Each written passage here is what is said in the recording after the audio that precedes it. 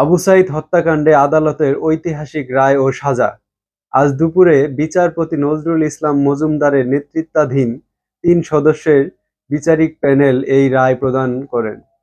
রায়ে সরাসরি গলিবর্ষণের দায়ে অভিযুক্ত ২ পুলিশ সদস্যকে সর্বোচ্চ শাস্তি প্রদান করা হয়েছে। আদালত এই মামলায় অভিযুক্ত ৩০ জন আসামির মধ্যে উপস্থিত ও চিহ্নিত আসামিদের বিরুদ্ধে ভিন্ন মেয়াদে সাজা প্রদান করেছেন। এ নিয়ে আরও থাকছে এইচটিভির প্রতিবেদনে। রংপুরের সাবেক এএসআই আমির হোসেন এবং কনস্টেবল সুজন চন্দ্র রায়কে মৃত্যুদণ্ড প্রদান করা হয়েছে। তারা সরাসরি আবু সাঈদকে লক্ষ্য করে গুলিবর্ষণ করেছিলেন বলে আদালতে প্রমাণিত হয়েছে।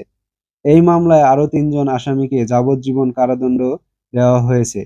বেগম রোকেয়া বিশ্ববিদ্যালয়ের সাবেক প্রক্টর শরীফুল ইসলাম সহ ২ জন শিক্ষক এবং ছাত্রলীগের সাবেক এক নেতাকে ১০ বছরের কারাদণ্ড দেওয়া হয়েছে।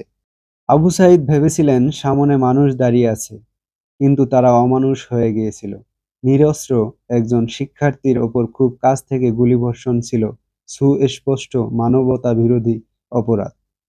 মৃত্যুদণ্ডপ্রাপ্ত এএসআই আমির হোসেন রায় শুনে আদালতে চিৎকার করে প্রত্যাখ্যান করেন। আসামিপক্ষের আইনজীবীরা জানিয়েছেন তারা এই রায়ে সন্তুষ্ট নন এবং উচ্চ আদালতে আপিল করবেন।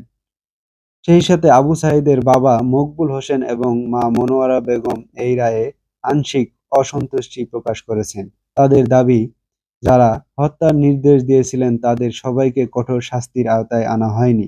তারা মামলার পূর্ণাঙ্গ রায় বিশ্লেষণ করে পরবর্তী পদক্ষেপ বা আপিলের সিদ্ধান্ত নেবেন বলে জানিয়েছেন।